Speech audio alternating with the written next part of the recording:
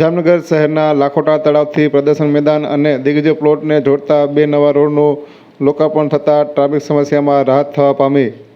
જામનગર શહેરના લાખોટા તળાવથી પ્રદર્શન મેદાન અને દિગ્વિજય પ્લોટને જોડતા બે નવા રોડનું કામગીરી ચાલુ હતી, ત્યારે કામગીરી પૂર્ણ થતાં જાહેર જનતા માટે બંને રોડ ખુલ્લા મૂકવામાં આવ્યા છે. આ બંને નવા રોડના લોકાર્પણ પછી શહેરના મધ્ય ભાગમાં વાહન વ્યવહાર સુગમ બનશે. પ્રદર્શન મેદાન રોડ અને દિગ્વિજય પ્લોટ વિસ્તારમાં લાંબા સમયથી ટ્રાફિક જામની સમસ્યા અનુભવાતી હતી, ત્યારે લાખોટા તળાવના ઢાળિયાથી શરૂ થતા આ નવા માર્ગો સ્થાનિક લોકોને સરળ આવવા જવા માટે વિકલ્પ આપશે અને ગૌરવપથ તેમજ આસપાસના રસ્તાઓ પરનો ભાર પણ ઓછો થશે. ત્યારે આ અંગેની વિગતો આજે સવારે 10 વાગ્યે સામે આવી છે. જામનગરના શ્રાવણી મેળા અંગે અદાલત દ્વારા લાંબા કાનૂની જંગ પછી અરજી રદ કરતા મેળો યોજવાનો માર્ગ મોકળો થયો. જામનગર મહાનગરપાલિકા દ્વારા પ્રદર્શન મેદાનમાં 10 ઓગસ્ટથી 24 ઓગસ્ટ સુધીના શ્રાવણી મેળાનું આયોજન કરવામાં આવ્યું છે, પરંતુ ટ્રાફિક સહિતના મુદ્દાને લઈને મેળાના આયોજન સામે જામનગરની અદાલતમાં મનાઈ હુકમ મેળવવા માટેનો દાવો કરવામાં આવ્યો હતો. જામનગરના એક નાગરિક કલ્પેશ આસાણી દ્વારા મેળો યોજવા સામે મનાઈ હુકમ મેળવવા માટે અરજી કરવામાં આવી હતી. જુદા જુદા કારણો રજૂ કરવામાં આવ્યા હતા, તેમાં અનેક ઉતાર ચઢાવ સામે આવ્યા હતા અને નીચેની અદાલત તેમજ સેશન અદાલતમાં આ મામલે ગત સપ્તાહે કાનૂની જંગ ચાલ્યો હતો. એક તબક્કે અદાલત દ્વારા મેળાના આયોજન માટે હંગામી સ્ટે આપવામાં આવ્યો હતો અને નીચેની અદાલતમાં ફરીથી સુનાવણી થઈ હતી, જેમાં શુક્રવારે લાંબા કાનૂની જંગ બાદ ફાઇનલ ચુકાદો સોમવાર પર મુલતવી રાખવામાં આવ્યો હતો. દરમિયાન આજે અદાલત દ્વારા મહાનગરપાલિકાની તરફેણમાં ચુકાદો આપવામાં આવ્યો છે અને મનાઈ હુકમ મેળવવાની માંગણી રદ કરી છે, જેથી હવે શ્રાવણી મેળો યોજવા માટેનો માર્ગ મોકળો બન્યો છે અને તંત્ર ફરીથી તડામાર તૈયારીમાં લાગી ગયું છે. આગામી સમયમાં જ મહાનગરપાલિકા દ્વારા મેળાનો પ્રારંભ ક્યારથી થશે તેની ટૂંક સમયમાં જાહેરાત કરવામાં આવશે. આગામી સાતમ આઠમના તહેવારો દરમિયાન જામનગર શહેર અને જિલ્લાની પ્રજાને મેળાનું મનોરંજન માણી શકશે. જોકે આ સમગ્ર મામલો હજી સેશન કોર્ટમાં જશે તેવું જાણવા મળ્યું છે, ત્યારે આજરોજ બપોરે 12 વાગ્યે આ અંગે જાણીતા વકીલ દ્વારા વિગતો આપવામાં આવી હતી. જામનગરની અદાલતમાં લોકમેળાનું આયોજન જે પરંપરાગત દર વર્ષે થાય છે એ પ્રદર્શન ગ્રાઉન્ડમાં આ વર્ષે પણ કરવાનું આયોજન મહાનગરપાલિકાએ હાથ ધરેલ અને યોગ્ય પ્રક્રિયા કરીને શરૂ કરેલ. એ દરમિયાન એક આસામી દ્વારા વાદી દ્વારા દાવો દાખલ કરવામાં આવેલ કે આ લોકમેળાનું આયોજન ના થવું જોઈએ. એના વિવિધ કારણોસર એને દાવો કરેલ, જે દાવો શરૂઆતમાં જ અમે એવી અરજી કરેલ કે આ દાવો ટકવા પાત્ર નથી. નામદાર સિવિલ કોર્ટે મંજૂર કરેલ, પરંતુ ત્યારબાદ વાદી દ્વારા એને અપીલમાં પડકારવામાં આવતા અપેલેટ કોર્ટે એ હુકમ નામદાર લોઅર કોર્ટનો રદ ઠરાવી અને ફરી દાવો રિસ્ટોર કરવાનો આદેશ આપેલ અને સાથે સાથે વચગાળાના મનાઈ હુકમની વાદીની અરજી તાત્કાલિક સાંભળી લેવી તેવો પણ આદેશ આપેલ. શુક્રવારે જ એ અરજી પાછી સાંભળવામાં આવેલ. આખો દિવસ દલીલો ચાલેલ. શનિ રવિ રજા હતી અને આજે સોમવારે નામદાર સિવિલ કોર્ટે વચગાળાના મનાઈ હુકમની વાદીની અરજી લોકમેળા સામેની મનાઈ હુકમ માંગતી નામંજૂર કરેલ છે અને આ રીતે હાલ કોઈ મનાઈ હુકમ નથી મેળાના આયોજન સામે, એવી અપડેટ છે. વાદીની અન્ય બે અરજીઓ પણ હતી. વકીલોને વકીલોને અહીંયા સાંભળવા માટે અન્ય વકીલોને બોલાવવાની તેમજ બીજી વિવિધ પ્રક્રિયાની એ બંને અરજીઓ પણ નામદાર કોર્ટે ખર્ચ સહિત 2,500 રૂપિયા દંડ કરી અને નામંજૂર કરેલ છે બંને અરજીઓ. હાલો, અત્યારે આપણે રાઇડ સેફટી માટેની જે આપણી સરકારશ્રીની એસઓપી મુજબની જે કમિટી બનાવેલી છે, એ કમિટીની રાઇડ ચેકિંગની કામગીરી સરકારશ્રીના એસઓપી મુજબ અને સરકારશ્રીના નિયમો મુજબ ચેકિંગની કાર્યવાહી ચાલુ છે. અને અત્યારે કુલ આપણી પાસે 14 રાઇડ માટેની એપ્લિકેશન છે અને 14 રાઇડની ચેકિંગ કરવાનું છે. એ ચેકિંગ કરીને પછી એના જે પણ ઘટના વટના પોઈન્ટ હશે, મુદ્દા હશે, જે અમારા પોઈન્ટ હશે કે આ વસ્તુ કરવાની છે, એ બધું અમે આ લોકોને આપશું. પછી એ લોકો આગળની કાર્યવાહી કરશે. અત્યારે આપણા કમિટીમાં જેટલા મેમ્બર છે ને એ બધા મેમ્બર હાજર છે અને બધા ચાલુ છે. આપણે આરએનબી મિકેનિકલ છે, GWSSB મિકેનિકલ છે, આરએનબી સિવિલ છે, પોલીસ ડિપાર્ટમેન્ટ છે, પછી વિદ્યુતીય નિરીક્ષક વાળા છે. એ કમિટીમાં જેટલા મેમ્બર છે બધા મેમ્બર ને હું જોઈન્ટ વિઝિટ ચાલુ છે. જોવાનું તો શું છે કે જે એસઓપીમાં જે ગાઈડલાઇન્સમાં આપેલું છે કે આ વસ્તુ ચેક કરવાની છે, કે એનડીટી ટેસ્ટ રિપોર્ટ ચેક કરવાના છે, દરેક કમ્પોનન્ટ છે એનો સેફ્ટી ચેક કરવાની છે. જે પણ એસઓપીમાં જે પણ આપેલું છે બધું ચેક કરવાનું છે, એના મુજબ અમે ચેકિંગ કરીએ છીએ. અ, મારું નામ પિયુષ બામરોલિયા. અત્યારે શું કહેવાય એક્ઝિક્યુટિવ એન્જિનિયર R&B મિકેનિકલમાં. હું આજે અમે છે ને જે પણ ચેક કરશું એના જે પણ પોઈન્ટ હશે એ પોઈન્ટ આપીને જશું. આ લોકો કમ્પ્લાય કરશે પછી આગળની કાર્યવાહી કરવામાં આવશે. જામનગરમાં શ્રાવણ માસ દરમિયાન ભોળેશ્વર મહાદેવના મંદિરે પદયાત્રીએ જતા લોકોનું આદિવાસી નૃત્યોથી અનોખું સ્વાગત કરવામાં આવ્યું.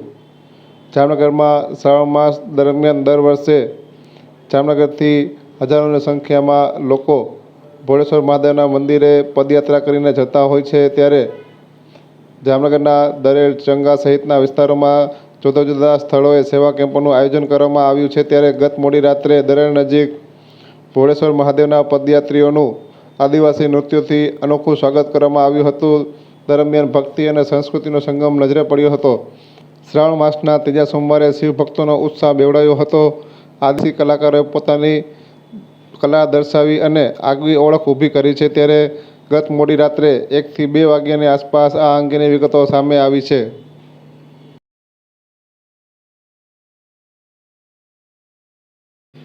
જામનગર જિલ્લાના જોડિયા તાલુકાના હડિયાળા ગામે આજરોજ દબાણો દૂર કરવાની કાર્યવાહી હાથ ધરવામાં આવી.